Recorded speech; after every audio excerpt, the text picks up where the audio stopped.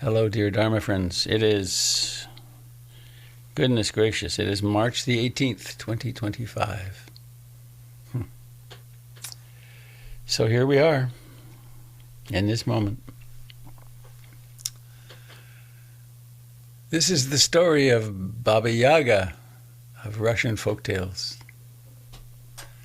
There's an old woman who lives in the deep forest. She has a wild, hag-like visage. She has warts and wild hair, and she stirs her cooking pot, and she knows all things. She requires us to go into the dark and to ask dangerous questions, to step outside the world of logic and comfort. A seeker knocks on her door.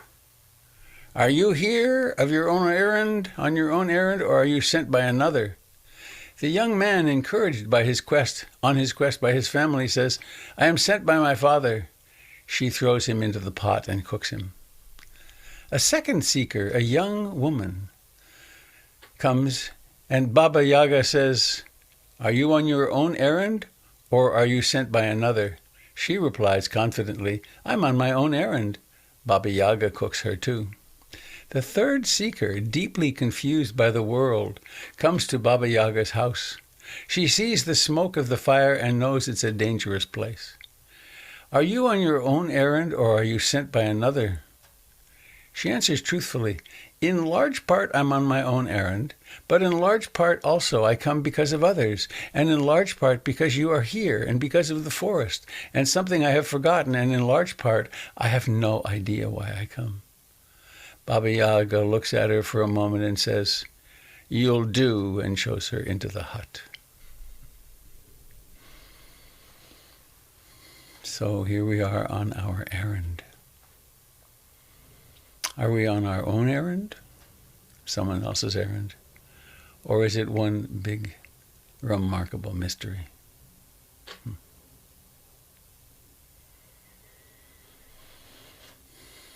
So, dear friends, we've made a momentous decision just now. To be here in meditation together, rather than doing so many other things that we could be doing.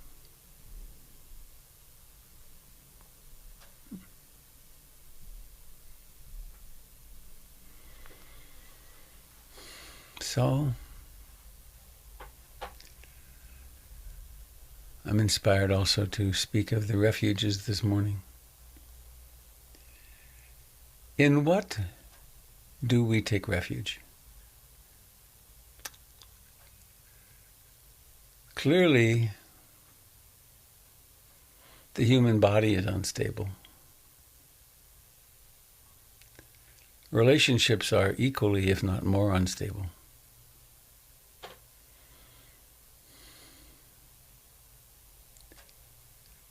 As we are discovering here in the United States and in many places around the world, the social order is not stable.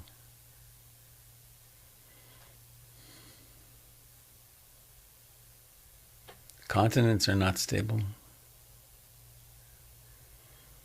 We have earthquakes and volcanoes.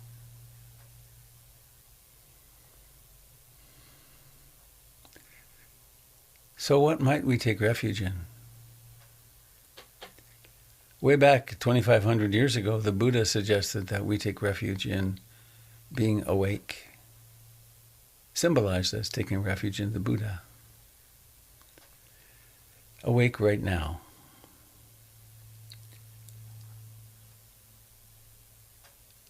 And if we're awake right now, we have the opportunity to take refuge in what actually is, in the Dharma, the way things are. The laws of physics and karma, the truth of change,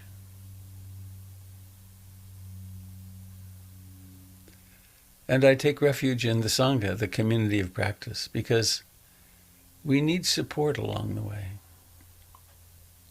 The journey is so fraught with challenge. Sometimes the best we can do is crawl into the meditation room and be in the presence of others.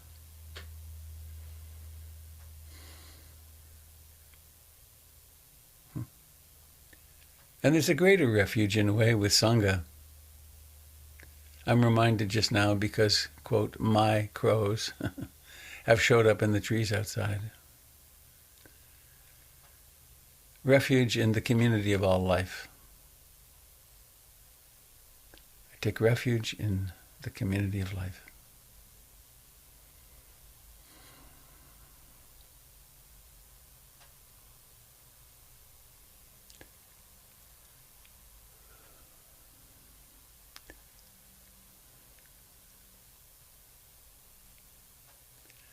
What is it that we really have?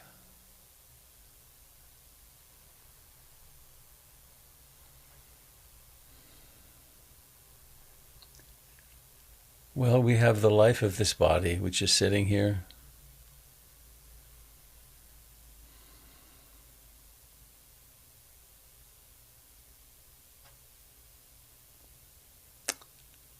It's all it is to us is life. Our direct experience is sensations, warmth, coolness, pressure.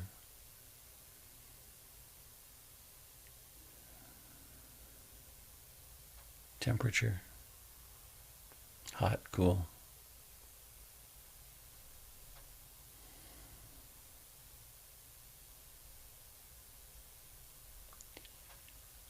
And so we come home to the body.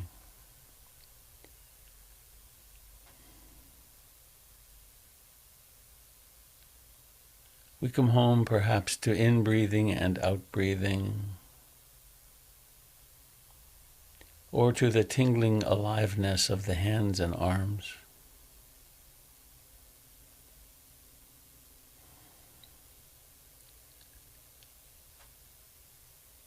And when presence, awareness, is here in the body, it is definitely not lost in the past or future.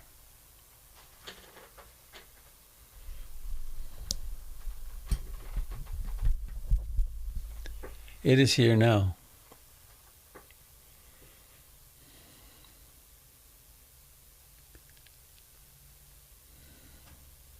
The experience of self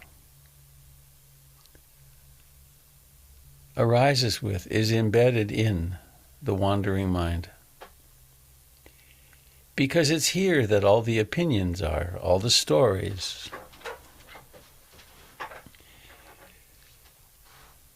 This happened to me, that happened to me. I like this person, I don't like that person. I worry about this. I, me, mine.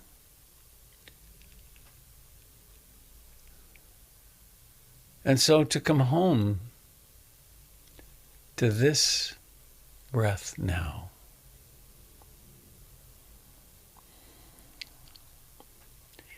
is a first and monumental step of coming to life fully.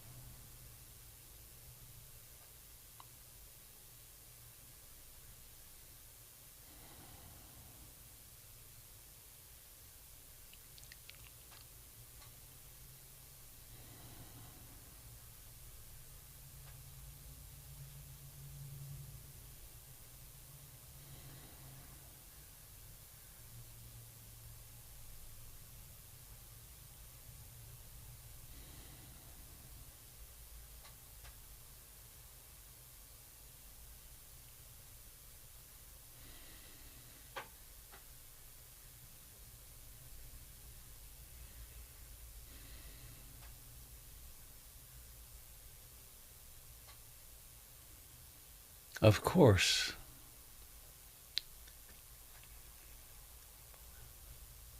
a lot of what is experienced is the wandering mind.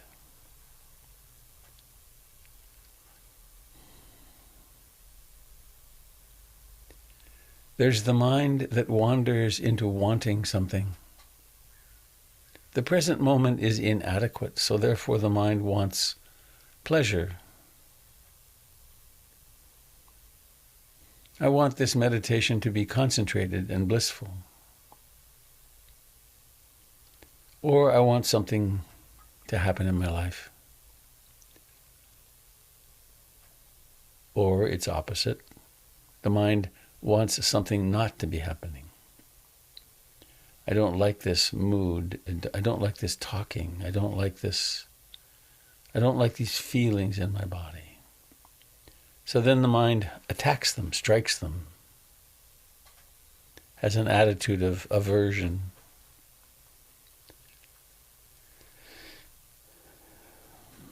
Or the mind is sleepy and dull, sloth and torpor. Hardly can stay awake. Or the mind is restless and agitated, jumping from this to that, to another, back to this.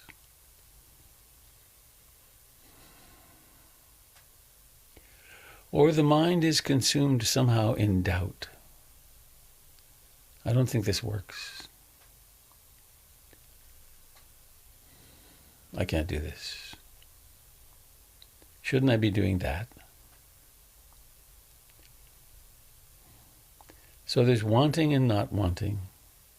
There's sleepy dullness, there's restlessness and agitation, and there's doubt.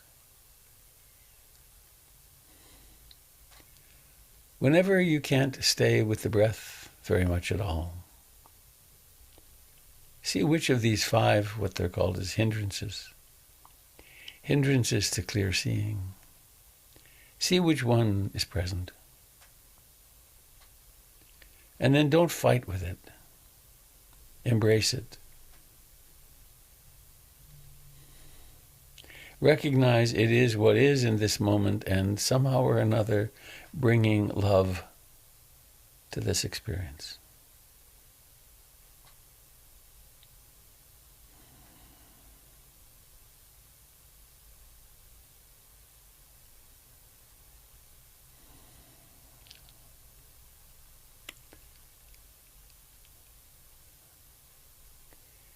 And when it's possible, allowing awareness to bask in the life of the body.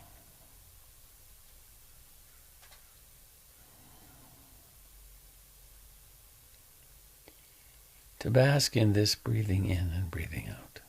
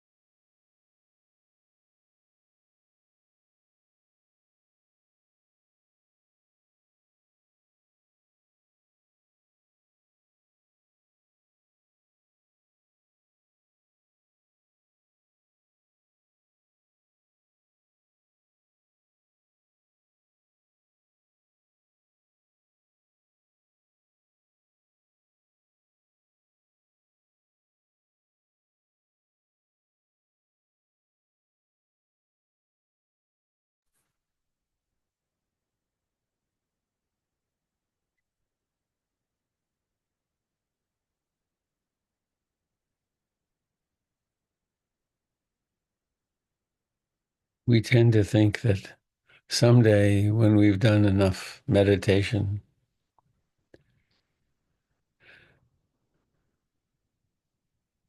we'll have a massive breakthrough and suddenly everything will be fine. Suddenly it will be clear what all those teachers are talking about.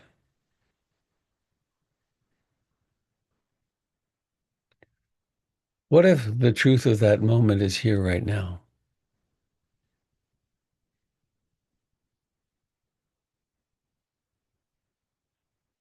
There's that teaching of anatta that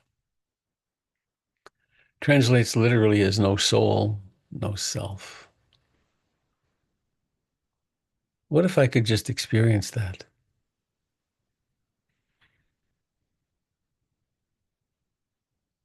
So in this moment, please make a determination that from now on, you're going to just stay right here with the breath and have no more wandering minds.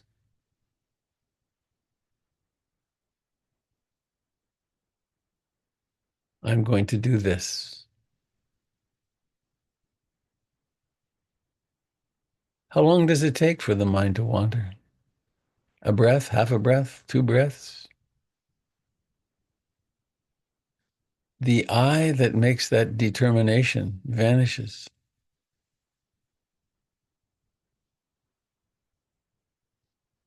And then the wandering mind will be in the foreground.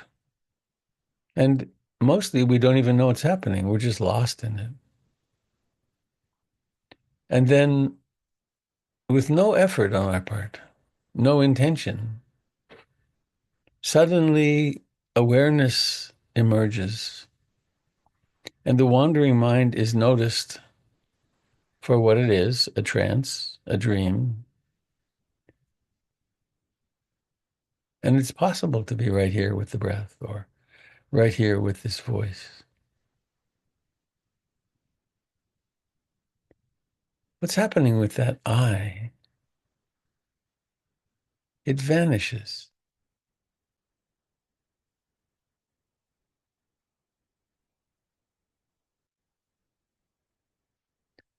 Also, the great truth of anicca, impermanence, blazes at us moment by moment. Body sensations come and go, thoughts come and go, presence comes and goes. We don't need to wait to have deep insight into reality. It's right here.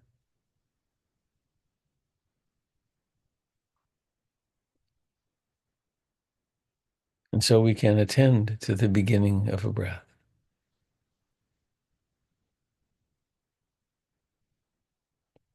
to the rising to fullness, to the decline, and to the vanishing. The actual sensations of breathing in the chest and abdomen, or perhaps at the nostrils. That's all.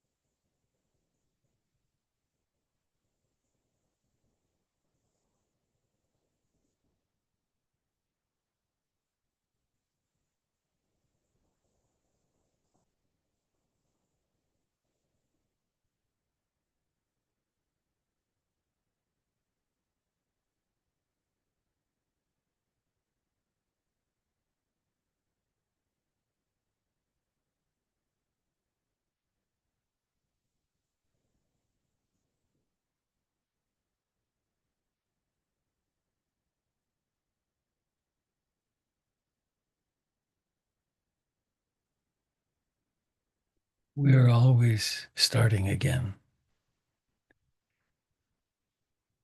In fact, it's always the first moment.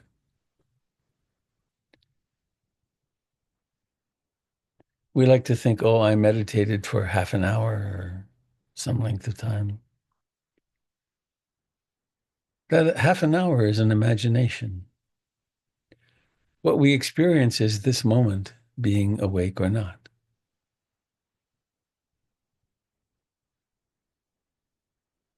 And so, with great love and acceptance, we notice the hindrances, liking and disliking, restlessness, sloth and torpor, doubt. But we don't have to try to get rid of them. They go by themselves. Nothing lasts. In the mind, nothing lasts more than a nanosecond.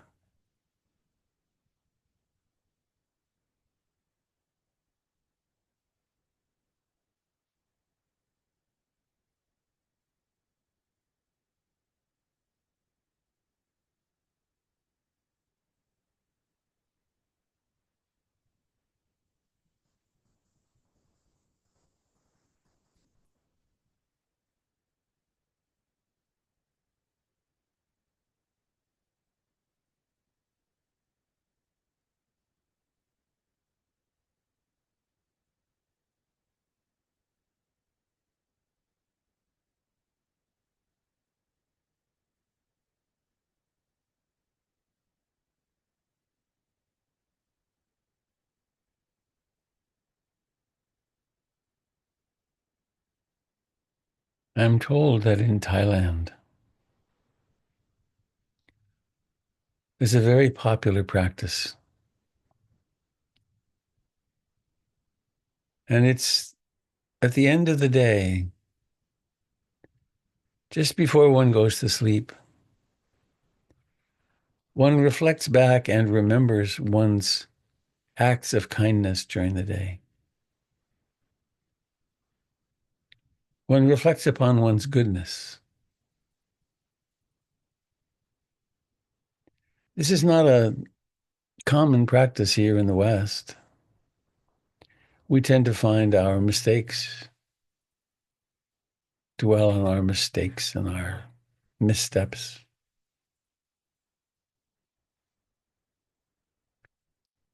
So please, in this moment, being invited to think about something about yourself that you like. Some skill that you have. Maybe you can put people at ease, or maybe you have a strong work ethic, or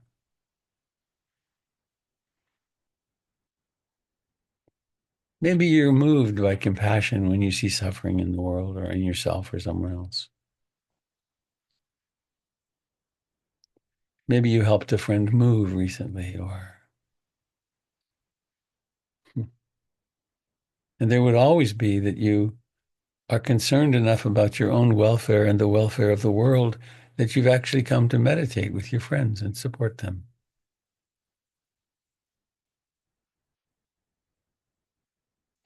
This is a close relative in terms of practice of the I love you chant, to say I love you with your name at the end.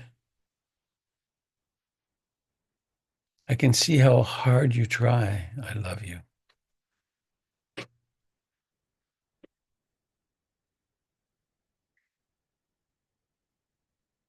And acts of goodness don't have to be Nobel Prize level acts of kindness. They can be just letting someone have a parking place, spending a little more time paying attention to your spouse or a friend or child. It can be getting enough rest for yourself.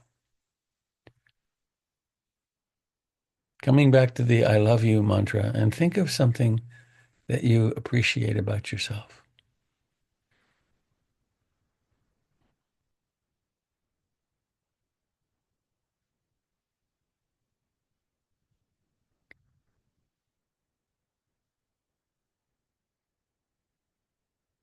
If it's difficult, that's fine.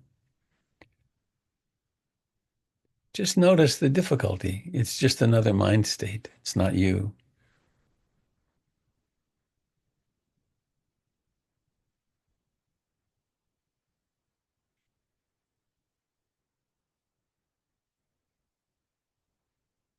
And there's a very, very simple loving kindness practice we can do, which is related here.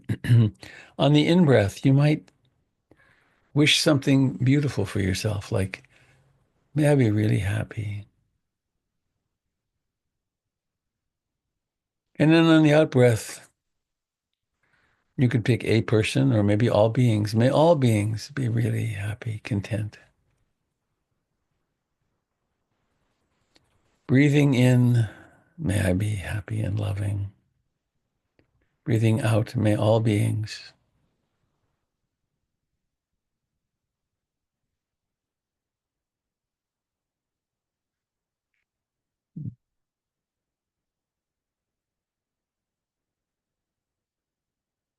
One of my crows is right outside my window, loud.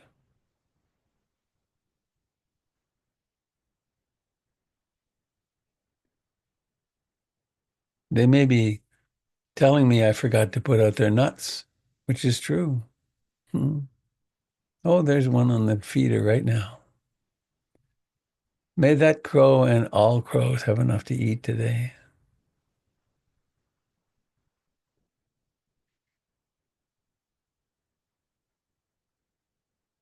So we incline the heart toward appreciation and admiration of oneself. One thing we can do with this practice is during the day, notice moments of kindness, yours and others. Notice them and put a little red flag in them to be prepared for this evening when you're going to sleep. To reflect upon your goodness. Our minds are very trained to reflect upon our badness, our failures. So this is a practice. It's an effort. It's um, an exercise.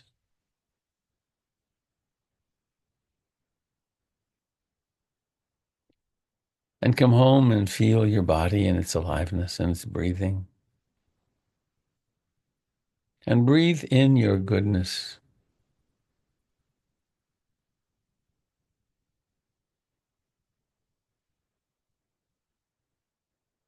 Breathe out your goodness or share with others.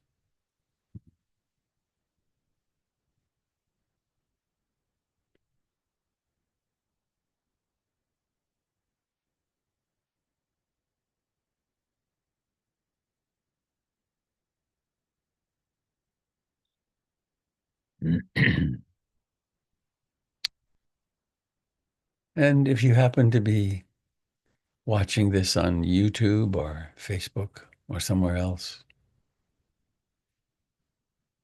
please note that you can visit my website, robertbeatty.com. And there are podcasts and classes. There's a morning gathering every weekday morning, and much more at that website. So it's robertbeatty.com.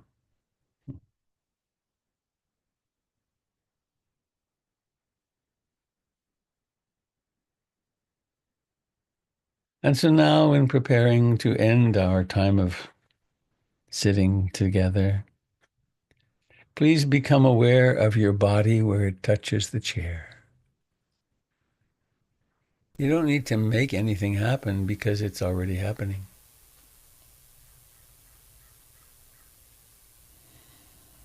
Notice the life in your hands, your fingers, your thumbs, your arms. Notice the life in your face, in your lips, your tongue.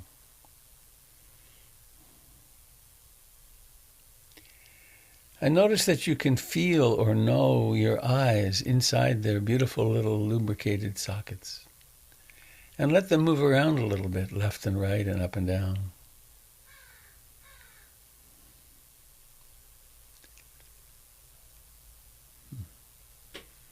And in a few moments, the gong will sound, and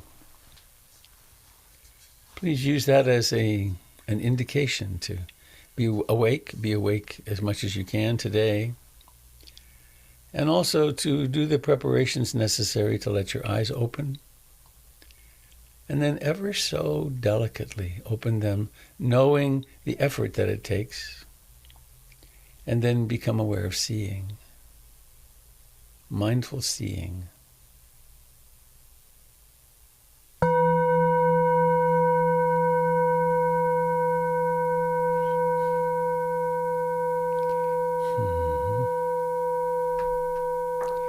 May all beings share in the merits of our practice.